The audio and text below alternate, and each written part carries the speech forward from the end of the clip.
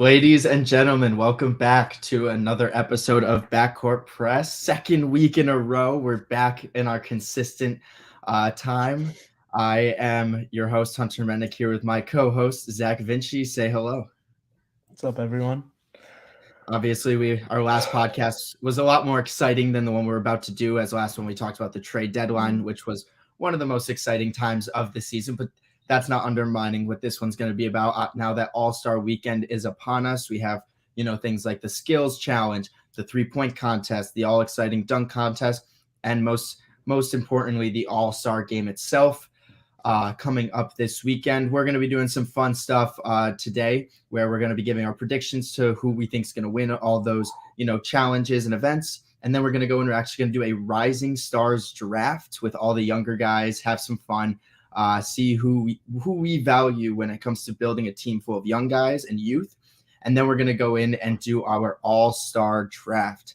Have some fun. Zach will be representing Team Giannis as his favorite team is the Philadelphia 76ers. And he is, they're in the Eastern Conference. That's how I chose it. As I'm a Golden State Warrior fan, I will be representing Team LeBron, representing the new look 12 seed LA Lakers. You already have the advantage on me. LeBron's never lost a draft. Exactly. What GM knows how to do his thing. But yeah, welcome everyone who is going to tune in throughout the podcast. Follow us on Instagram if you're not coming from the Instagram page at Backcourtpress on Instagram. And without further ado, I say we just get right into our NBA talk. So to start off, All-Star Weekend, probably the least exciting, although it has the most events within the event itself, the skills challenge. We have the 2023 participants. We have 3 teams. The first team, same similar team to last year, the Antetokounmpo brothers. You have Giannis, Thanasis, and Alex. Put up an interesting show last year. Any thoughts on them as a team representing again? No, not really any thoughts. It's just it's the Antetokounmpos. You know what you're gonna get from them. You got Giannis, and then you got the other two. So exactly, we'll see how they do. And then you have a fun team that I think, last year we saw the Cavaliers representing. They were a team that a lot of people deemed overperformed throughout the season. This year we have the team Utah Jazz, a team that definitely has overperformed up to this point in the season. They're consisted of Jordan Clarkson, Colin Sexton, and rookie Walker Kessler. Are you excited to watch them play together? Those are your champions right there. I got high hopes for this Jazz skills challenge team. Clarkson's always exciting. He'll definitely get the 3-point shot. Colin Sexton is great with off the dribble, the passing. And then, I'm a big Walker Kessler fan, Rudy Gobert 2.0. So we'll see what the Jazz have got. I'm excited to watch them though. I love it. And then team rookies, of course, just like we saw last year. Of course, last year they were not the best team, but this year you have Paolo Banchero, Jaden Ivey, and Jabari Smith Jr. representing team rookies. Any thoughts on them as a team? Not really. they're just rookies, You'll see what we get from them. Exactly. They're just out there to have fun. My prediction is actually going to go to as well Team Jazz. I thought that I was looking at them too. I think the Antetokounmpo brothers are going to go out there and just have so much fun that they're going to not really care that much about winning. And the rookies have Jabari Smith Jr., so I don't know if they're going to win anything. No, just no shade on Jabari. But I wouldn't mind seeing like Paolo just go crazy in one of the competitions and carry them to a win, which I wouldn't be surprised if he does it. Yeah. No, I could see that. Although, did you see Paolo since the start of February has shot 1 of 28 from 3? I have seen that statistic. Very interesting. Coming from one of the best number 1 picks in recent history, according to a lot of people. It's a slump. It's a shooting slump. It's taken his 3-point percentage on the season though. It took it from like 34%. And it's down to like 28%. Wow. Yeah. So there's our prediction, Backcourtpress's prediction for the skills competition. We're not going to go through each individual event because not as many people are watching that as much as they're watching the 3-point dunk contest. But moving on, in my opinion, the most fun one is the 3-point contest. I love watching it every year. This year consists of Tyrese Halliburton, Tyler Hero, Buddy Hield, Kevin Huerter, Damian Lillard, Lauri Markkanen, Jason Tatum, and somehow, some way, Julius Randle got put into the 3-point contest. obviously since Anthony Simons had to be taken out due to being injured. Who is your prediction for who you think is going to win the 3-point contest, and maybe even give a top 3? I like Dame a lot. I think. Well, I know I don't love Dame as a player, but I like him a lot in this contest. He's easily a top 3-point shooter in the NBA at the moment. Some might call him top 5, 10 all time. I wouldn't be one of those people, but he's obviously one of the greatest shooters we've ever seen in the game, especially in the modern day. So you got to put him up there. He's not my winner pick, though. My winner pick is Kevin Huerter, the man from the Sacramento Kings. He's one of the most pure jump shots in the league. He shot it at an incredible clip this year. There was one point in the season where he was shooting over 45%. I'm pretty sure it's dropped down right now. I don't have it in front of me. But Herter is a hell of a shooter. And when he gets hot, he does not miss. I could see this not just because he's white, but I could see the comparison with Luke Kennard from a couple of years ago when Kennard balled out. So I really like Herter a lot in this contest. That would be my winner pick. But don't sleep on Dame. I also like Tyrese Halliburton a lot too. Tyrese Halliburton is a really, really efficient 3-point shooter. And if he gets it going, I could see him going on a hot run.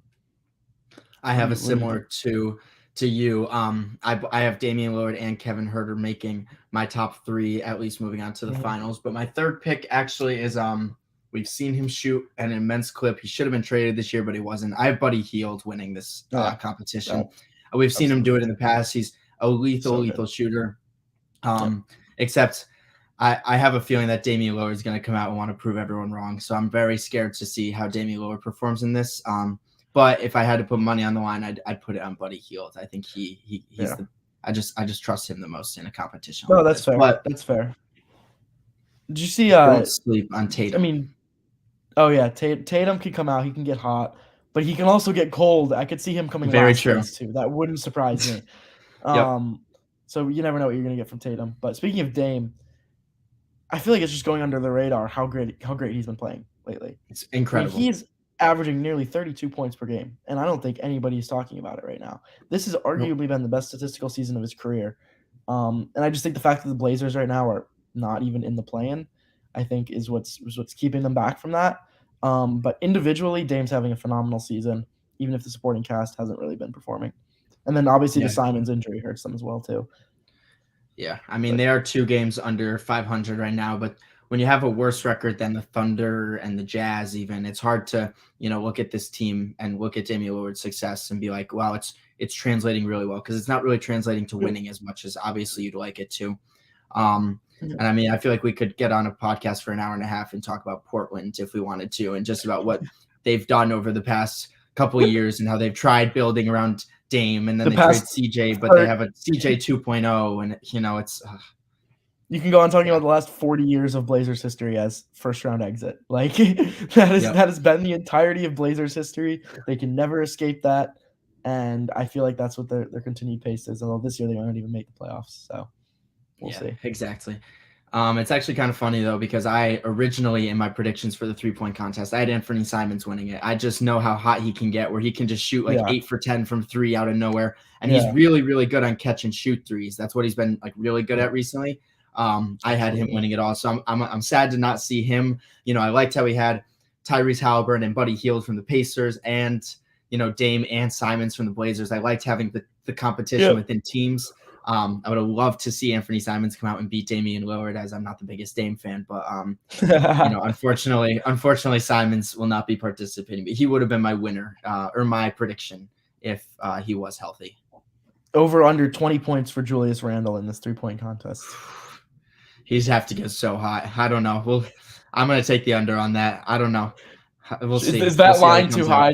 Should I set it at 18 or 17? Yeah, honestly. I don't know what Vegas has it at, but whatever it is, most likely take the under.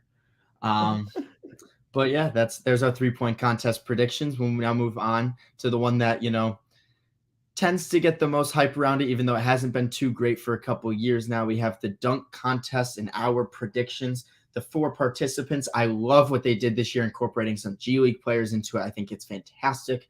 We have Kenyon Martin Jr. from the Houston Rockets, Mac McClung, who was just recently signed to the Philadelphia 76ers, Trey Murphy III from the New Orleans Pelicans, and Jericho Sims, who's actually the favorite in Vegas to win from the New York Knicks. Yeah. I'll start with my prediction. You started with your prediction for the 3-point. I have the lengthy 3-point shooter Trey Murphy, the third, winning the dunk contest. I just think he's going to pull something weird out, and he seems like he can jump way farther than I feel like a lot of the other guys. I know Jericho Sims is like 7 foot 7'1", so I'm super excited to see him participate. And obviously Mac McClung, we've seen him dunking since he was in high school. So I have Trey Murphy coming out and winning. I think he'll incorporate some cool dunks, probably a teammate or two. That's my prediction, though. You never know with this stuff. Who do you have winning? Before I get to my winner, I'm going to come out and predict that this is going to be one of the best dunk contests we've had in years. Interesting. Take out the two that Aaron Gordon was in, because both of those, or the two out of the three, the two good ones that he was in, because those were obviously phenomenal over the last like 7-8 years. But I think this is going to be right up there. I like using G League or low end players who don't really get much playing time. I think those are the type of guys that they're going to take it more seriously. They're going to focus on it. They're going to come up with some cool stuff. And of course, I think expectations are really low right now. I don't think anyone's really expecting this to be an all-time great dunk contest. So I've got a really good feeling about this. I think we're going to get a really exciting one. My top two is going to be Murphy and McClung. You picked Murphy, so I guess I'm going to take Mac McClung. I could see either of them winning. I've been watching Mac McClung dunk for so long now. You mentioned since high school. I went and watched him play at Georgetown his freshman year, and he was dunking all over Syracuse. He is so electric, so exciting to watch. The thing that cautions me about Jericho Sims is, like you said, he's big. He's almost 7 feet tall. Almost, is he above 7 feet? Around there. I think he's around there. Yeah. Big men don't win the dunk contest. We've seen it before. We'll see it again. Dwight Howard was the rare exception. Other than that, big men, they don't. I think the problem with big men is they're so close to the rim, like height wise, that they don't need to get as much ground to get up there. So I think it takes away from how impressive their dunks can be in the eyes of the voters. So I'm gonna go with McClung or Murphy. I think Murphy could definitely win it. You nailed all the reasons on the head with him. But give me the Philadelphia 76er Mac McClung for this one. I love it. Hey, and don't sleep on Kenyon Martin Jr. too. He's one of the best in-game dunkers we've seen in the season this year. I wouldn't be surprised if he came out with, Jalen Green or Kevin Porter Jr. throwing him some wild pass over the backboard or something, and he flushes it down and gets a very big grade. Especially, he's got the name, he's got his dad that the judges might know. So you never know with this stuff. It's just all fun and games at the end of the day. And shout out Judge Karl Malone. I was going to say, yep, speaking of the judges, we have Jamal Crawford, Lisa Leslie, Karl Malone, Harold Miner, two-time NBA dunk champion, and Dominique Wilkins, 9-time NBA All-Star and 2-time slam dunk champion. It's a good panel of judges there. Yeah, I never think WNBA players should be allowed to be part of the panel because they can't dunk, so they don't know what it's like. So I don't know about that. But for the most part, I love the other judges. I mean, getting Dominique there is always fun. The human highlight film, so for sure should be a fun contest. Like I said, I think this is going to be one of the best ones in recent years, so I'm really looking forward to it. Listen, one thing I want to say regarding the dunk contest is just make your dunks. When you take 4 attempts to do these dunks, it gets dragged out so much. I just hope that they come out, even if it's not the greatest dunk in the world, if they make their first attempt, if they make their second attempt, it makes the dunk contest so much more fun to watch as opposed to sitting there watching 3 to 4 attempts. So I'm going to ask you, I'm assuming you kind of just answered my question on that. I know some people judge it differently. If a guy has an absolute incredible dunk, it's a 10, it's incredible, but it's his 4th try doing it. Do you penalize him? Do you still give him the 10, or do you give him a 9 or an 8 because it took him a couple tries? I'd have to see it. For me personally, I'll take one thing I love about making it on the first attempt is that you don't know what's coming. Yeah. What I get annoyed with is 3 dunks in, we know exactly the dunk that's coming. At that point, the suspense levels aren't there. Hence why I'd probably deduct 1 point for misses. Even if it is a 10, I'd probably deduct it just to a 9. I don't think deducting it to an 8 or a 7 is worth it. But to me, a 9 could be seen as a 10 if it's made on the first try, just because the suspense and the anticipation looks so much better. So I would probably deduct a point if it's like 3-4 attempts in, as opposed to just that first attempt, they flush it down. Fair enough. What's your opinion on that? Pretty much the same as you. I mean, I don't know if it's like an all-time great dunk and it's the third try. That's so different. I'm hard. It's hard for me not to give it a 10. But I definitely think if you make it on your first try, I'm more likely to give it a higher score, even if it's not as amazing of a dunk. It could be a 7, but I might be more tempted to give it an 8 or a 9 because he made it on his first try. So yeah, I'm kind of on the same page with you as that. Cool.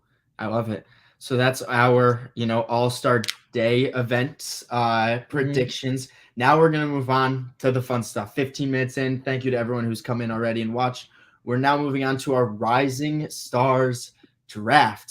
So at the moment, there are 4 teams. One team is all G League players.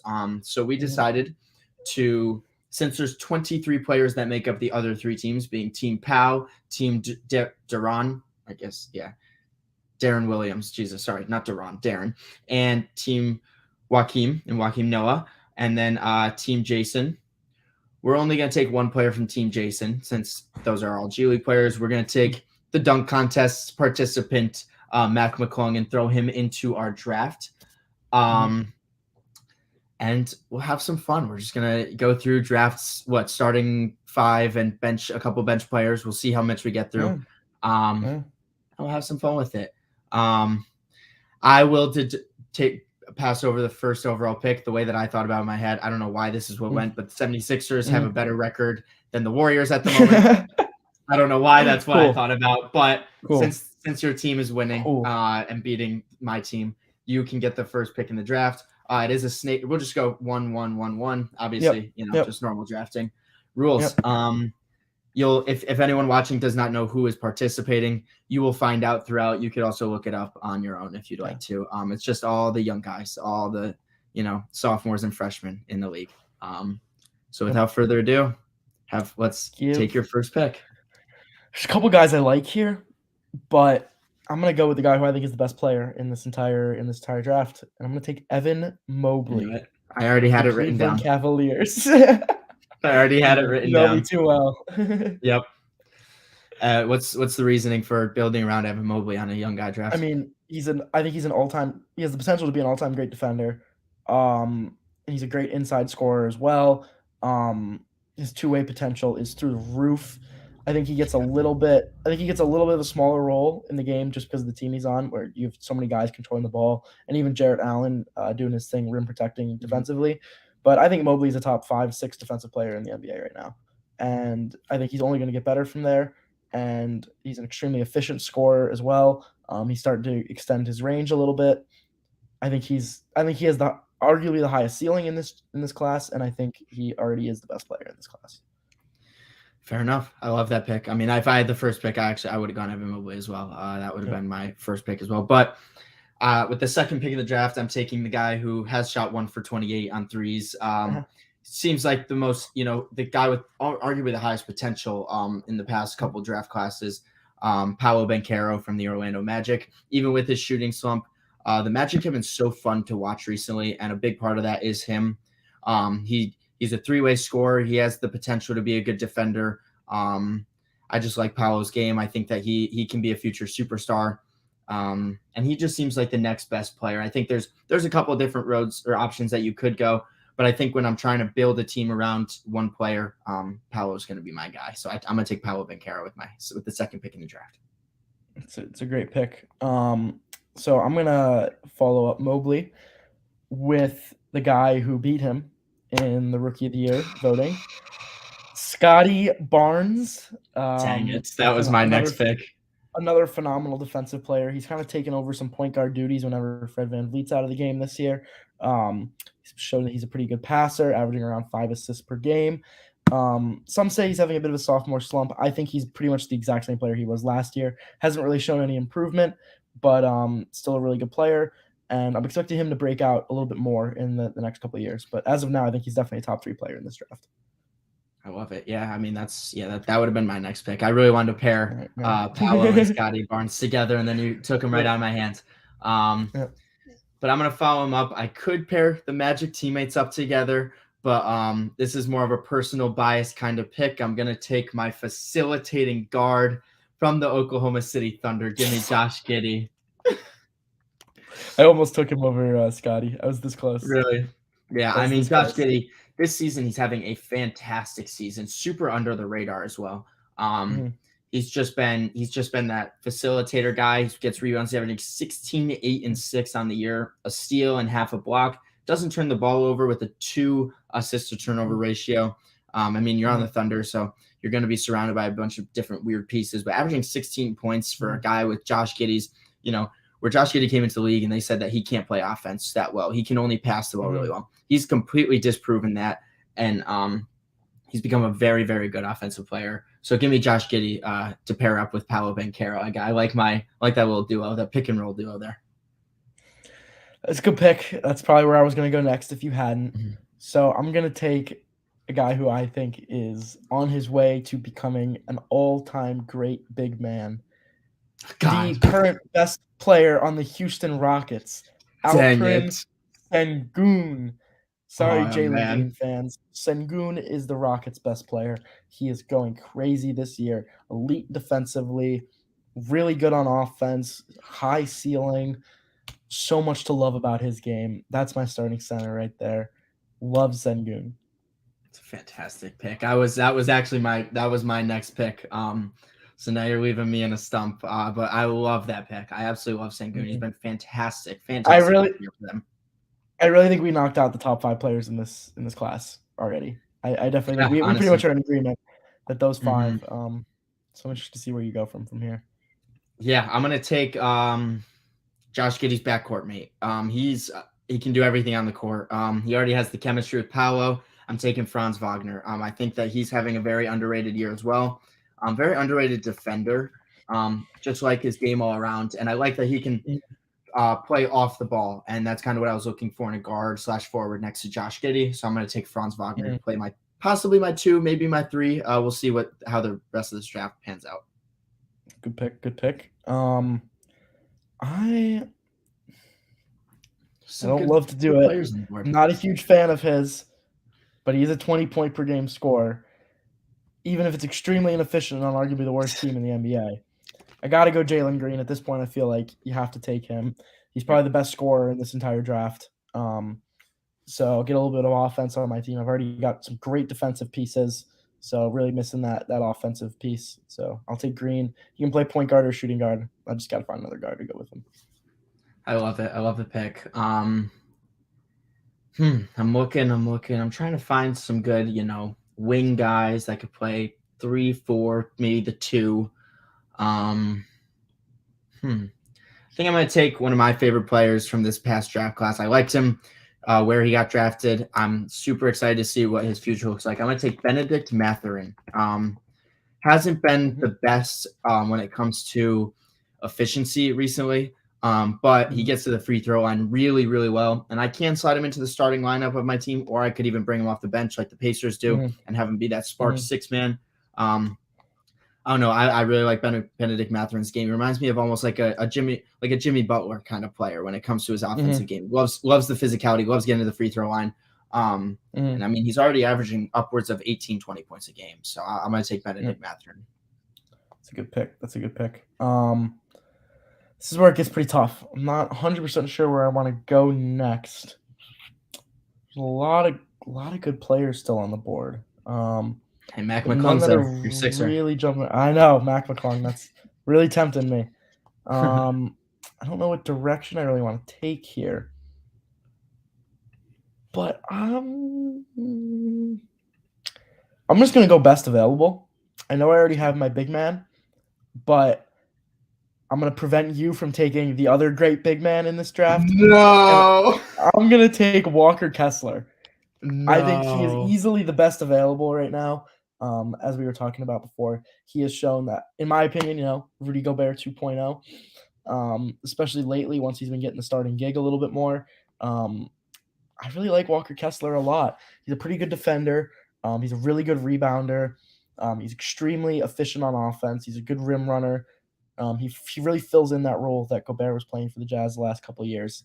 Um, so I'll probably bring him off the bench unless maybe I'll run a big lineup. Run Scotty at the point, Ooh, Jalen Green at the 2, and then have Mobley, Sengun, and Kessler in there.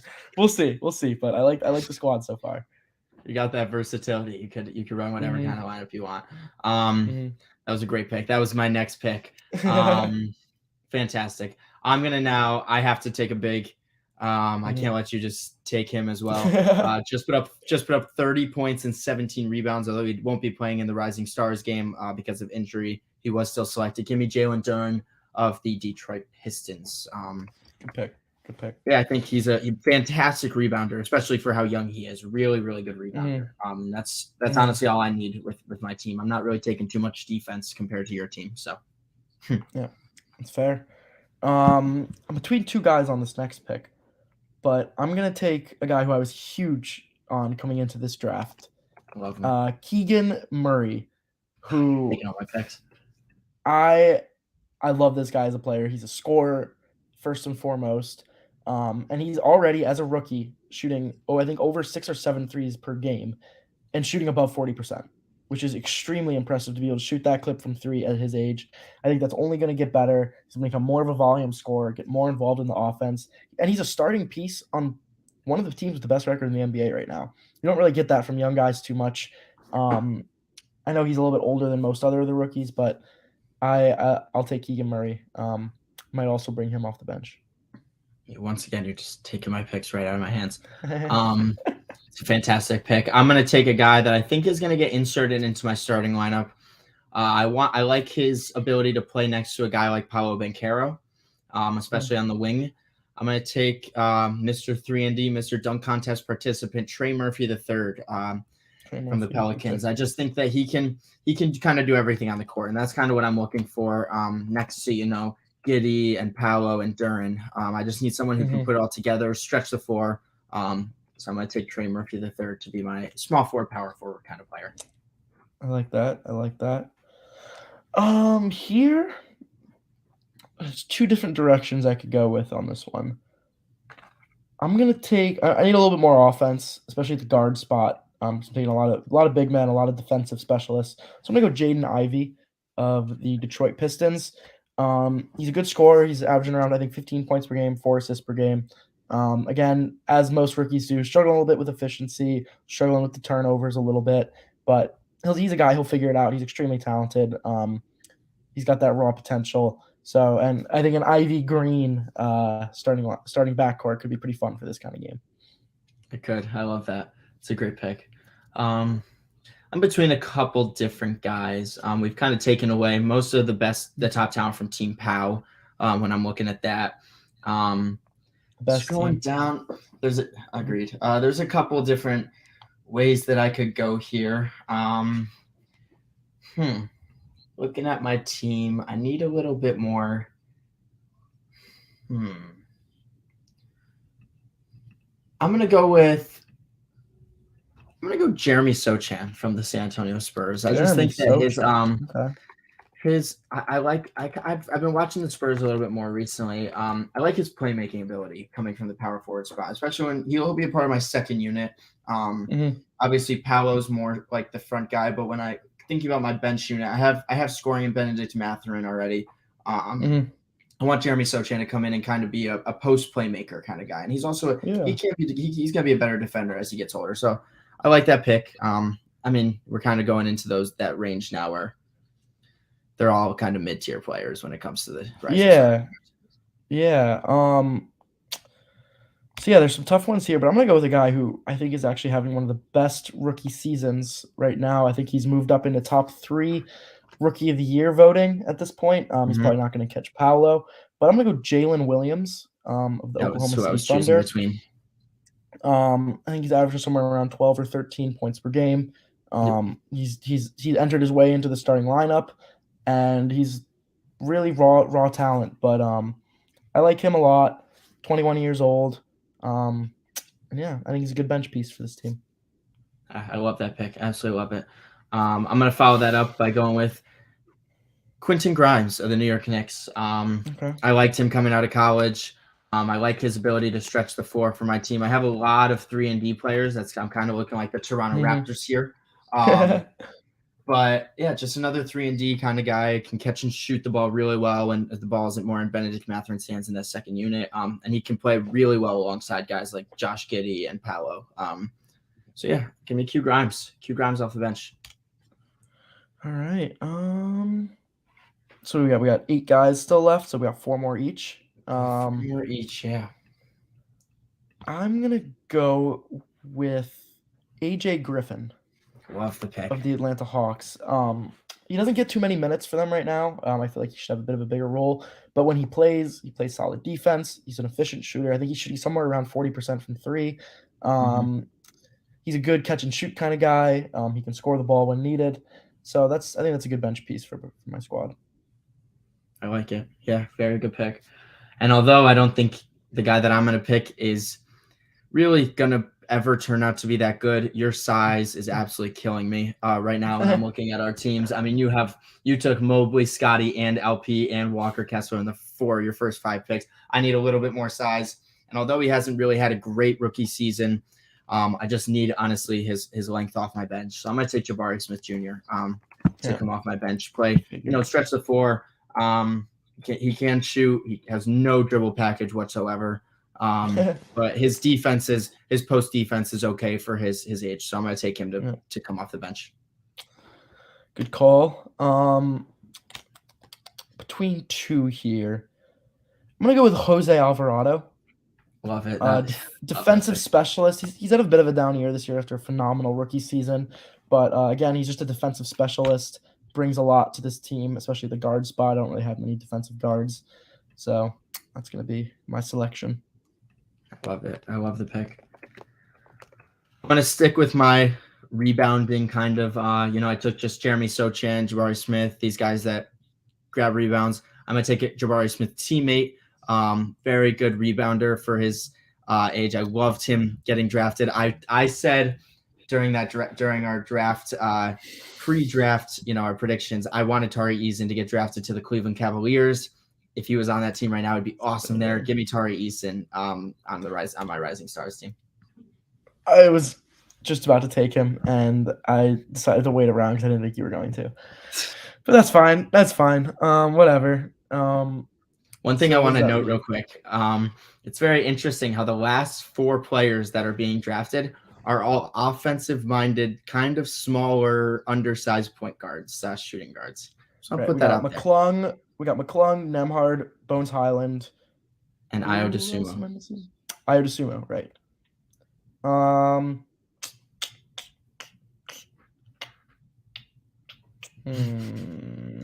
They're kind of all the same exact prototype.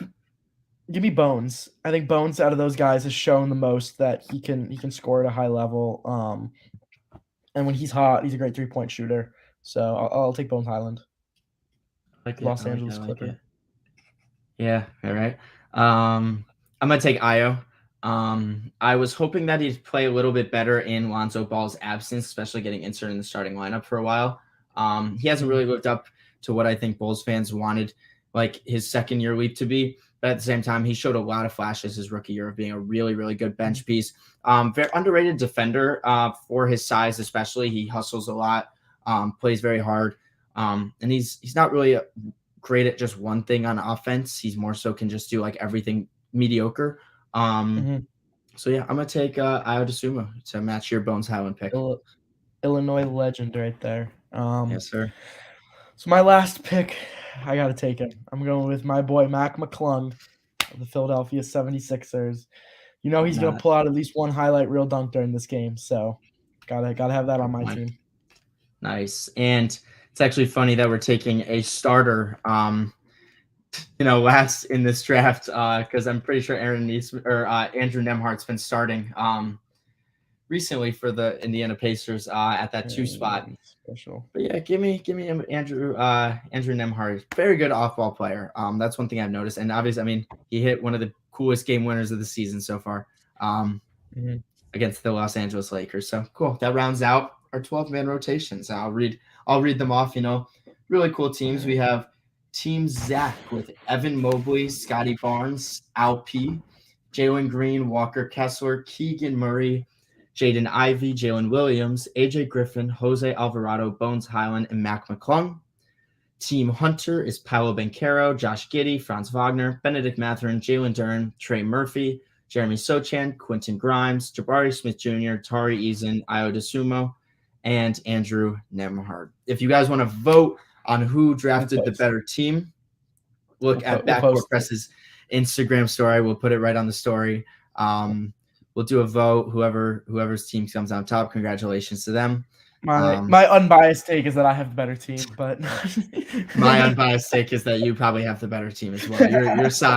Your size absolutely kills me, but you never know. My offense, I feel like I have a lot of guys that could come out and put up like 20 points. No matter what the defense is like. So agreed, 100%. Vote on the Backcourtpress story. Yeah, it was fun. Cool looking at the rookies and sophomores. Now it's gonna be funny to look back at this in a few years and see which of those guys actually panned out. Exactly. Yeah, right. That's interesting. I wonder if I have any. I'm gonna look through while we're doing after we do our all-star draft and see if I have our old ones. Yeah, and see how those. Did we ever do an old Rising Stars one? I feel like we had to at some point, right? You know, like if I look up all-star on. I always love looking at our old draft stuff. That's always fun when I get to see how I had Mo Bamba as a top 3 pick in 2018, and how I had James Wiseman outside my top 8 in 2020. So some wins and some losses. Yeah, Killian Hayes number 2. By the way, where's Killian Hayes in this? Oh wait, no, this is his third year, right? Is this his third year now? Yeah, third year. No, it's his fourth year. No, it's not his fourth year. It's his third year. It's his third year. Okay. Jeez. My favorite TikToker right now. My favorite TikToker right now is that guy that highlights every bad game that he has. I'm pretty sure he's on episode 42 now. Just showing how funny that is. Hey, he's averaging around 10 and 6 this year. It's not too bad. We'll ignore the efficiency. That's not important. He's having a good year. Mm-hmm. It's actually funny. I'm looking back at I just found my 2022 lottery projections for the draft. I wasn't too crazy. I had Jaden Ivey going to the Pistons. I had Dyson Daniels right for the Pelicans, Jeremy Sochan right for the Spurs, and Johnny Davis right for the Wizards. It's kind of cool to look back at that and see what players I have. It's funny. I have certain players highlighted that I really liked. The players that I have highlighted are Jalen Williams and Tari Eason, 2 players that we were battling over who to take right now. So look at that. Funny to look at that, Good picks. Some good picks. Yeah, right. So now it's time to move into our all-star draft. This should be fun to have some fun, see who can draft a better all-star team. We have Team Giannis, as I said earlier, led by Zach, and Team LeBron, led by me. Do you have any questions going into it? Anything like that? Let me just pull up the rosters on my phone quickly, just so I know what I'm looking at here. Go ahead. All-star roster right here. All right. Yep, we have to remember that Lauri Markkanen and John Morant, Angelo Embiid were inserted into the starting lineups. That's real. And then obviously when we're coming off the bench, Kevin Durant will not play. Unfortunately, Steph Curry will not play, and Zion Williamson will not be playing. The replacements here. All right. So, Team Giannis. I have my second pick, so you start. I got them. I'm all ready to go. Is it my first pick? Do I get the first pick in this? LeBron did. LeBron got more votes than Giannis did, so he will have the first pick. Is that really how it works? Yeah, that's how it is. That's why LeBron's at the first pick every single year, because he always gets the most votes. Makes sense. Yeah, moving on. Oh, that's interesting. I mean, I feel like there's a couple different directions I could go with this. Next to LeBron. Honestly, having 2 of the first 3 picks kind of is a benefit, because I think there is 3 players that are above everyone else here when it comes to who I'm looking to draft. I'm going to take with the first selection of Team LeBron. Give me Luka Doncic with the first pick in the All-Star draft. He's going to come out. He's going to have a lot of fun. Luka and LeBron, I'd love to see it. So yeah, give me Luka Doncic with the first pick. It's a good pick. It's a good pick. I know. I have a feeling I know which direction you're going in now. I have to do it. I mean, I can't pass up having the two best players in the world on the same team. So I got to go with the 3-time MVP Nikola Jokic. That's fair. Also a great player for All-Star games too with his passing ability. I love that pick. The reason I was going to take in a perfect world, I would have taken Jokic. The reason I felt okay with taking Jokic, or I was okay with taking Luka first and giving you Jokic, was because I feel like this third pick is a center. Hence why I'm going to take Joel Embiid. Yeah. I didn't think that there was someone that matched up to Luka when it came to like guard/forward production, but Joel Embiid and Jokic are like this, as opposed to Luka and everyone else is like this. So that's why I gave you Jokic, and I went. I'm going to go now Joel Embiid with my second pick. It's a fair pick. Really wish I could take Durant right now, but that's fine. Yeah, right? It's whatever, or Curry, or any of those superstars that I can't take. But Yep. hell, I'd even take Kawhi at this point. But that's fine. I'm gonna go Jason Tatum. I think he's definitely the best available on the board. So it's a pretty easy pick for me. I like it. I'm thinking, do I just want to put talent with talent, or do I want to actually go for fit in the All-Star game? It's kind of where I'm at right now. It's because there's players that work better off the ball next to Luka and LeBron that I'd probably prefer. But then there's an on-ball player who I think is better than those two guys. So it's kind of just like, I'm gonna go with I'm gonna put talent with talent. I think that I can work my lineups around where these guys don't have to finish the game together. I'm gonna go John Morant with my third pick in the draft. Okay. High flyer, have fun. It's fine. You can have him. I wasn't having any interest in having John on my team, so that's fine. I need a guard. You do. There's a few of them that are good, but I'm going to take, I think, the guy who's best on the board, having a phenomenal season on a new team. Give me Donovan Mitchell. That's what I was choosing between. Yeah. Elite scorer. Always fun. Yeah. I feel he'll probably have a good game. So fair enough. Like I said earlier, the guys that I drafted in my starting lineup will not be finishing the game together. No offense when it comes down to, do I want Lauri Markkanen or do I want Kyrie Irving? It's kind of hard not to take Kyrie Irving for my team. I love the fit of Lauri on my team. I think, honestly, he'd be so good. It's just I want to take the top guard play in the league, as I think the second unit or the second guys. Actually, do I want to do this? I don't know. Let me think. This is actually tougher choice than I feel like it should be. If it was Zion, I would have taken Zion in a heartbeat.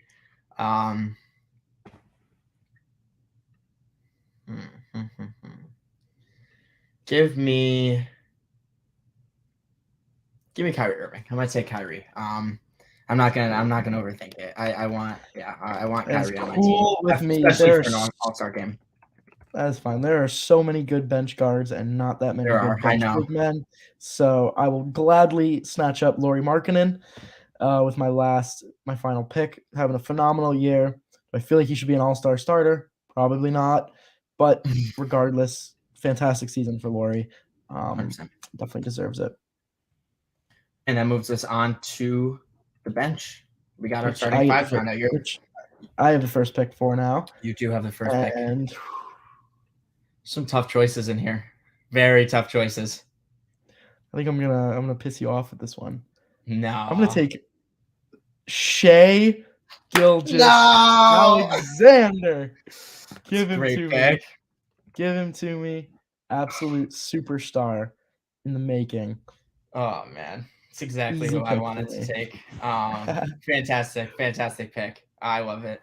Dang. now I'm screwed. Yeah, that was the exact pick I wanted. I'm gonna take. In my opinion, I'm gonna take the best. Ooh, I don't know if I would say the best big man here. But I'm gonna take a guy who I feel is almost right there with Warren Markkinen when it comes to talent. Um, although he was an injury replacement, I love him and I want him on my team. So I'm gonna take Pascal Siakam to Okay. fit to as my first bench piece. Have him. That's all you. I know who you're I going. I did this strategically because I knew you weren't gonna take him. I'll take the guy who I think is the best player on the bench, Damian Lillard.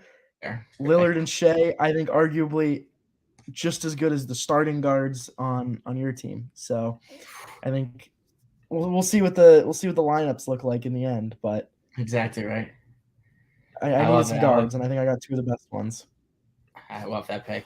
I'm going to follow that pick up with a player who I've loved since, he was battling it out with LeBron in Indiana. I'm going to go with Paul George.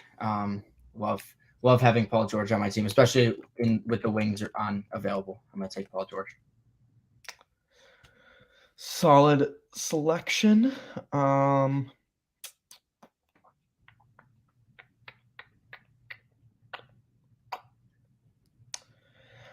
just going to continue going with best available. I know I've already taken two guards, so I'm going to take another guard here.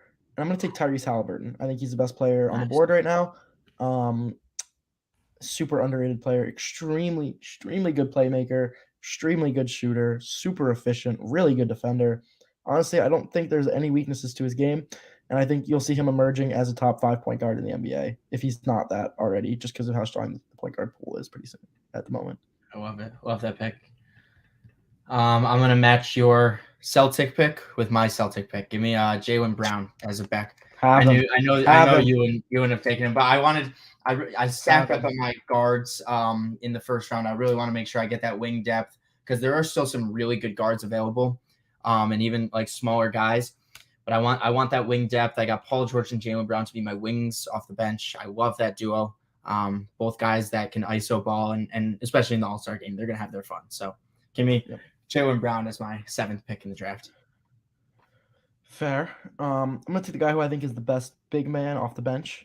I'm gonna take Kings legend Domantas Sabonis. Funny enough that I got the two guys who were traded for each other this past season, and both of them making All-Star appearances this year. So I'll take Sabonis.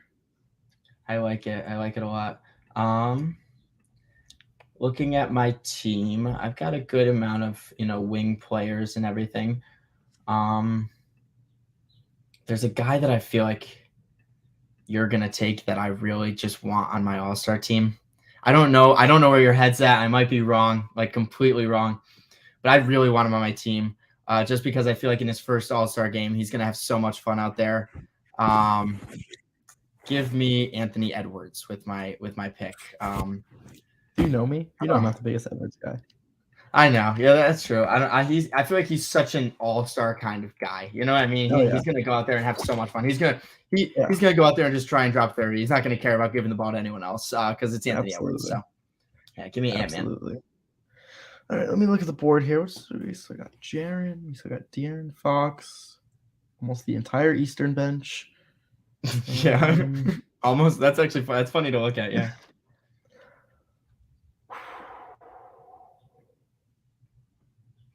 Between two guys here. I'm going to go a guy who I think has become one of the most underrated players in the NBA, despite him having, again, another phenomenal season. He was an all-star starter last year. Some people were saying he shouldn't have even been on the all-star team this year, which I think is absurd. Give me DeMar DeRozan. I like that pick. Mid-range king. Mid-range killer. I'm going to follow that up, actually, with the guy that I wanted on my team, who I was choosing between him and Anthony Edwards, so I'm glad that I got him. Just increasing my big man depth. Give me Bam Adebayo. Yeah, that's who I was between with DeRozan, so that's a good pick. That's fair. That leaves 1, 2, 4 guys left. Is that really it? All right. Yeah, two more picks each. Got a lot of guards, but it's an all-star game of guards, so I'm just gonna go with the best available player right now. And that best available player is De'Aaron Fox of the Sacramento Kings.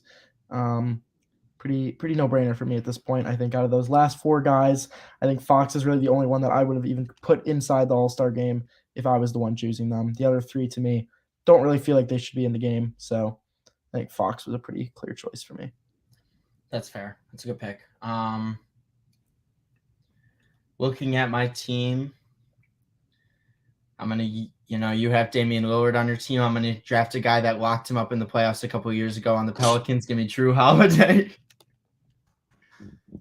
What a series, man. I don't know how deserving. Obviously, it is one cool story about Drew. I don't know how many people have seen this statistic, but it's been 10 years since Drew Holiday's been an all-star before. 10-year difference is the longest. And it should still be 10 years since he's been an all-star. That was the most head-scratching pick I may have ever seen in an all-star game. When you have James Harden, who, in my opinion, is arguably a top 10 player in the world right now. Easily top 15. He's averaging around 20 and 11 on ridiculously efficient shooting. Fun fact that I think it's out of guys to average 21 points per game, 10 assists per game, or maybe it's 11 assists per game, and above league average true shooting percentage. The only other guys who have done it, Magic Johnson, and it was Harden the first time. Harden's done it already before. Yes. That's it. And both of them won MVP, correct? Magic won MVP the first time he did it. Magic won MVP the second time he did it. And Harden came second in MVP voting the first time he did it. And now that Harden's doing it again, he's not even an all-star. It's absurd. It makes no sense to me. I think he's the best guard in the Eastern Conference. It is ridiculous to me. In all honesty, I think I would have taken him with one of my first 2 picks off the bench. He would have been my first pick off the bench. He would have been one of my first picks as a starter. It is one of the biggest steals. Another guy, Jimmy Butler, would have been one of my top bench picks, if not my top bench pick, if he was in this. I know he doesn't really care about being in it. He already made that pretty clear. But he 100% still deserves to. But that said, 2 guys left. I know we've been shitting on him a little bit already today, but I got to go with him. A New York Knick, Julius Randle. I'll preface this by saying I genuinely think Randle has had a great year. Great season. If there were no injuries, he probably wouldn't have been an all-star in my eyes. But with the injuries and all that, I'm fine with it. He's had a good year. I think it's his best year. I mean, he made All-NBA 2 years 25, 4, and 11. He made All-NBA a couple years ago, and I think he's improved on that season. Obviously, he has this thing where he's only good every other season, and if you look at his entire career, it's really funny because that is literally the trend for the last 6 years, where he had a great season with New Orleans, then he had a bad season, then he went to the Knicks, had a great season, had a bad season, now he's back to a great season. Before his first great season with the Pelicans, he had a bad season with the Lakers. So, it's every other year for him. This is one of his good years. Definitely want to have him on my team. 3-point contest competitor, Julius Randle. I like it. And then I round out the draft with arguably the defensive player of the year this year. Because they're inflating his stats. That rumor is so funny. That the statistics people are. He averages more blocks at Memphis, so they're inflating it. I love it. It's not even just more; it's significantly more. It's like 3 blocks per game versus 1 block per game. Yep. Crazy. We'll see. But that rounds out the All-Star draft. What a fantastic, fun draft. I'm always thinking imagine if it this is what happens. We watch the game on Sunday, and this is these are the exact teams. These are the exact teams. But rounding out the teams, because I'll do my team. Because go ahead. I was gonna say the one thing that's gonna stop that from happening is because for some reason he does this every year. Giannis always picks Embiid every single time. Maybe it's because he doesn't like playing against him. But if I was willing to bet money, I agree. I think LeBron's going to take Luka with the first pick. But with Giannis's first pick, I really think he's going to go Embiid, and I think Dude, if LeBron's going to LeBron go gets Jokic. Luka and I think he's going to Jokic, go oh Jokic, my and again, god. LeBron's going to dominate. Yeah, and then Giannis is gonna do something like, I'll take Lori with the third pick and leave Tatum to like LeBron or something. just takes foreign guys. Yeah. Yeah, exactly. He loves doing that stuff. But yeah, rounding out the draft, my starting five is Luka Doncic, Ja Morant, Kyrie Irving, LeBron James, and Joel Embiid. A lot of guards. They're just starting the game. Remember that. Off the bench, I have Pascal Siakam, Paul George, Jaylen Brown, Anthony Edwards, Bam Adebayo, Drew Holiday, and Jaren Jackson Jr. You have like no guards off the bench, which makes sense because you have so many good guards in your starting lineup. Exactly, because I mean, Ja, Kyrie, and Luka and LeBron are never two of those guys will be on the court at all times. That's kind of why I did that. Then you have Team Giannis. Giannis' starting five is obviously Giannis, Nikola Jokic, Jason Tatum, Donovan Mitchell, and Lauri Markkanen. And then on the bench, it's a big ass starting lineup. Tatum at the shooting guard. Yeah. And then I always say interesting, like you didn't draft it. And then off the bench you have. Well, Shea. I had to. You left me with Markkanen at the end. I did. You have Shea, Damian Lillard, Tyrese Halliburton, DeMontis Sabonis, DeMar DeRozan, De'Aaron Fox, and Julius Randle. Love my bench guards. Those bench guards are great. We're gonna put a poll once again on the Backcourt Press Instagram story. Good luck, Zach. Good luck. I think you'll win this one. I like your starting lineup better. I like my bench better, but I like your starting lineup better. And I think even if you move some pieces around, I still think I'd probably prefer your team slightly. But I think it's close. I think it's definitely people are gonna see Ja Morant, Kyrie, and Luka and LeBron and be like, oh my god, and then they're gonna see Giannis and Jokic and be like, that's fine. But even though they're when it comes to 5v5 actual playoff time, those are the best two guys in the world. What would your closing lineup be for your team? I was thinking about that when I was looking at it. My closing lineup would probably be, I'd probably keep my starting lineup. I would have Luka at the 1, Kyrie at the 2. I'll throw Paul George in at the 3, LeBron at the 4, and Embiid at the 5. So pretty much it's just Paul George.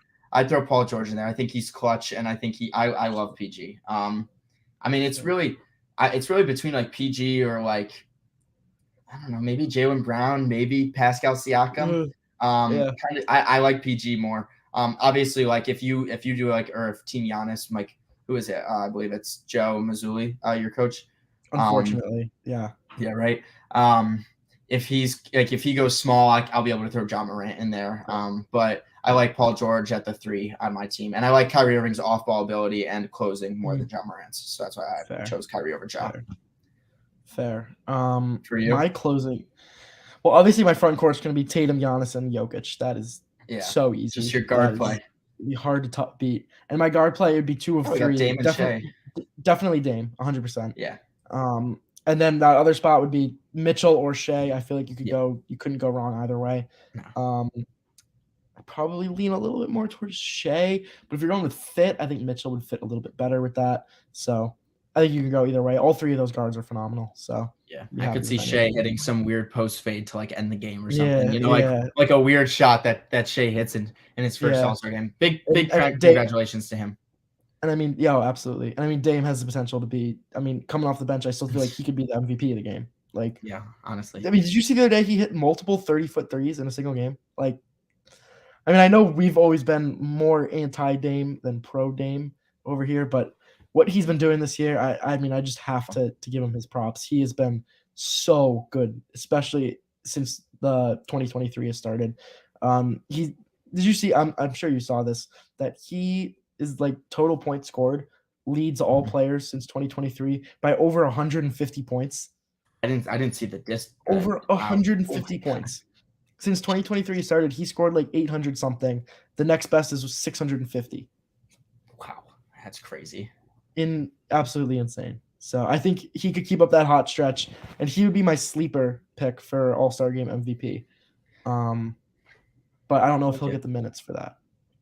Yeah, it was cool. I just saw someone that went back and made a post where it was like Damian Lillard is the only player in NBA history to play in the Rising Stars game, the All-Star game, 3-point shootout and dunk contest all in the same season, which was in And 2014. And skills. Yep. He's done the skills, I think, since then, but I don't know. I don't think it Yeah. was in that season. But yeah. Okay. He's the only person to participate in all 5 events, which is pretty crazy. Yeah, and he did 4 of them in 1 year, which is Yeah. crazy to think about. Yeah. Yeah. If only that translated to him getting out of the first round of the playoffs. Or even making the playoffs if it is in this season. Yeah, I know. Let's move on to talk about our Actually, NBA.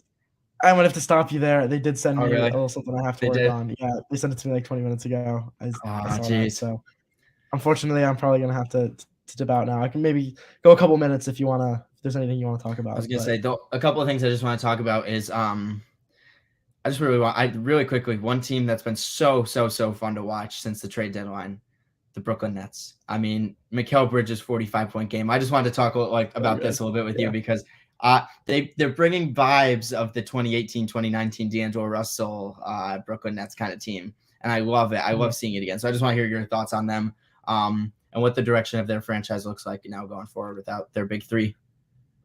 I can see this being the exact same thing as in 2019, where the Nets are going to play the Sixers in the first round as like the 3 and 6 seeds. I'm assuming something like along those lines, and the Nets are going to win one of the first 2 games or something, like they did in 2019, and everyone's going to go crazy. They're like, "Oh, the Nets, they're so good. They're better than the Sixers, even without their good players." And the Sixers will come out and win the next 4 and win a gentleman's sweep. Yep. But it also works too because it's in Simmons against Philly, which is always a little fun thing going on. True. Harden against the Nets.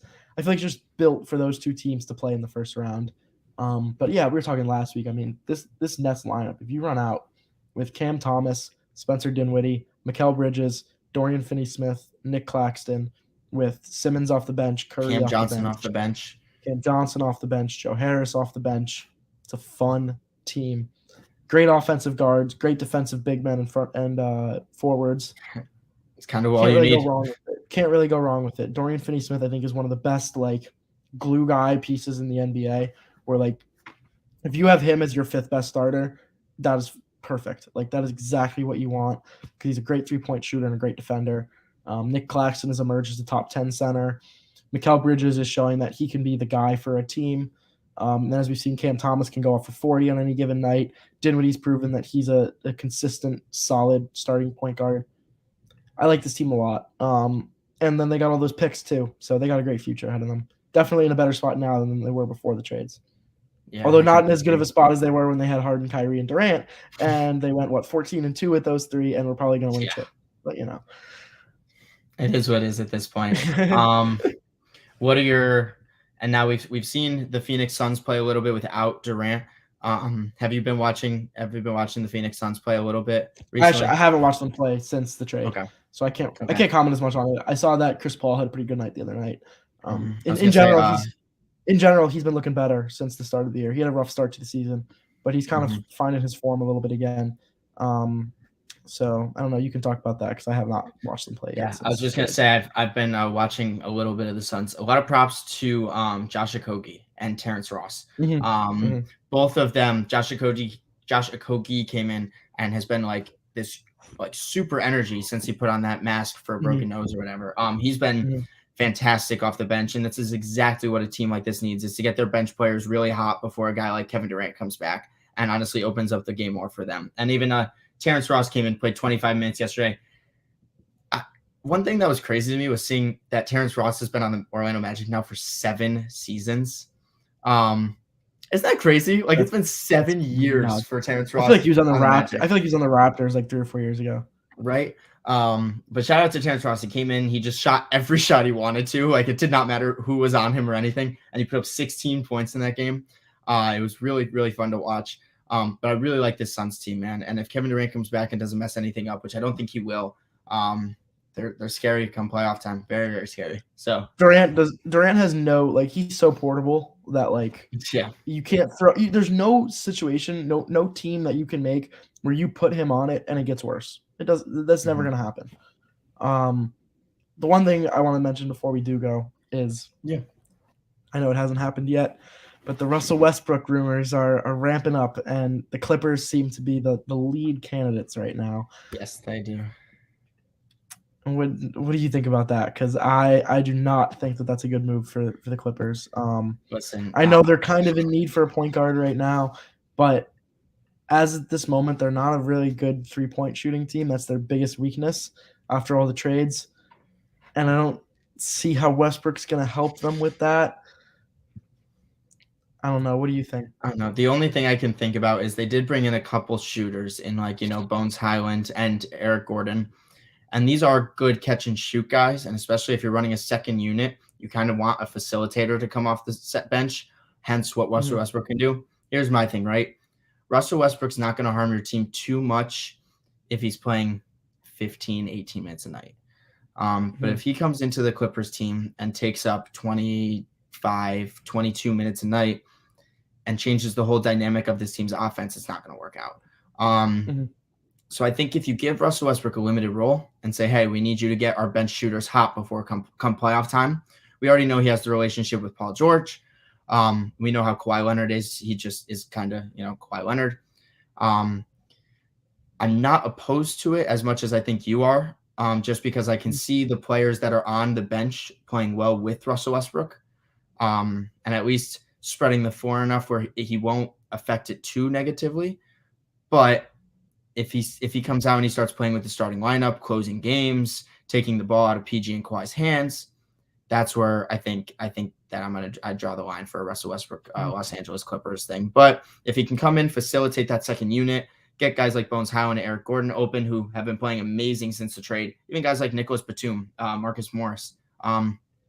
He gets these shooters open looks and gets them hot before playoff time. I don't think it's going to hurt your team as much as maybe, you say they might. But can't play more than half the game, honestly.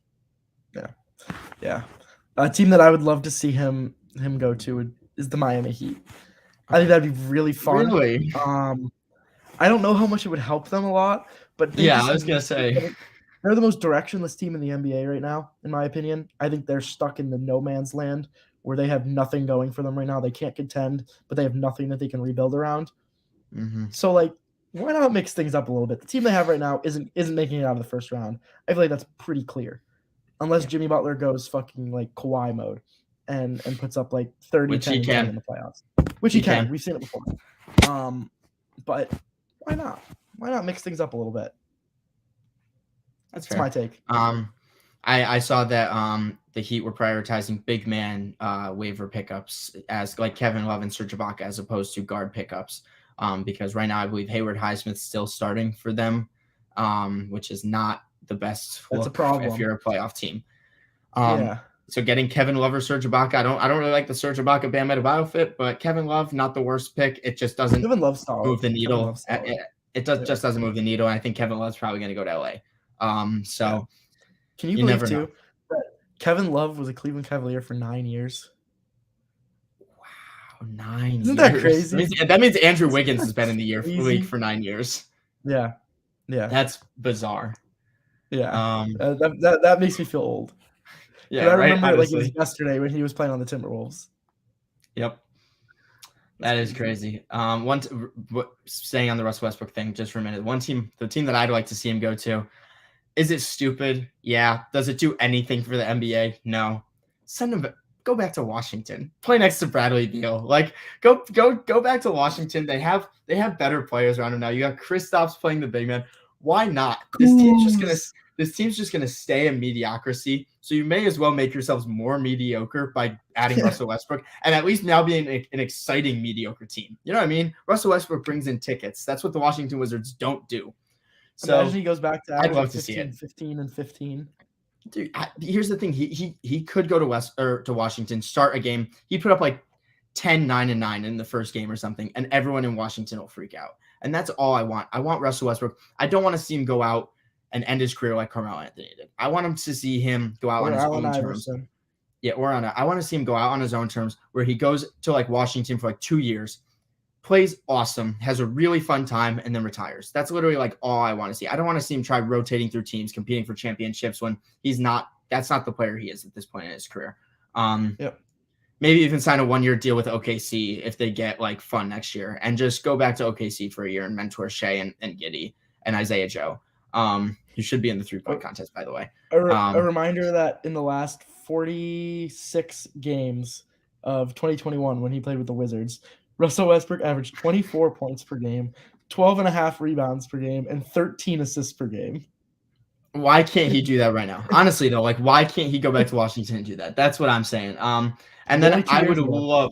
I would love to see Washington like in the play-in, like with Westbrook, beat like an Atlanta Hawks who gave up like 5 first-round picks for DeJounte Murray, and they knocked them out because Trae Young can't guard Russell Westbrook or something. I think that would be like an awesome story. And then he goes out.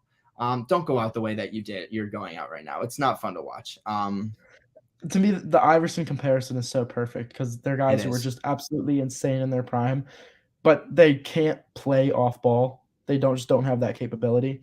Like they have to be the guy with the ball in their hands for them to be effective at all.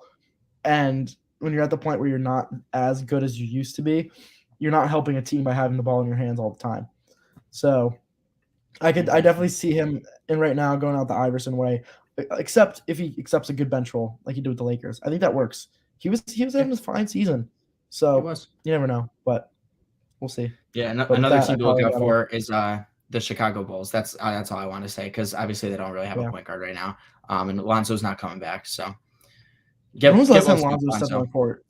Yeah, there's been all these weird reports. Like LeVar's come out and been like he can barely walk still. Like all this crazy. Like I don't know. I've seen all these like crazy reports with Lonzo. So get well soon, Lonzo. The Bulls were awesome when you were playing. I wouldn't be surprised if he's like pretty much done for his career. I know. I was thinking that he might be, which would suck. Or when he comes back, he's just not the player he was. The thing with Lonzo is like athleticism was never a big part of his game. Like he's lengthy and he's big, but he's not super athletic. Like he was never a really good finisher. Yeah. Oh, we know. We ripped his finishing back in the day. So I mean, and the strongest parts of his game were his defense and his 3-point shooting and his passing. His defense might get worse. Will probably not be the same, but if you can remain a really good passer and a really good 3-point shooter, you have a spot in the league. So hopefully that's where he can come back to. Yeah, and that wraps up today's, this All-Star weekend. We got the Rising Stars game tonight, so we can see which team comes out on top between Team Pau. The three. Team Pau. Go Team Pau. Pau is pretty scary. But that's about it. Thank you all for tuning in. Thank you to everyone that tuned in and liked. Appreciate it. Go to the Backcourtpress Instagram page to go vote on which teams you guys like more between our Rising Stars draft and our All-Star draft. And that's basically it. Thank you all for tuning in. Have a wonderful week. Maybe we'll see you guys next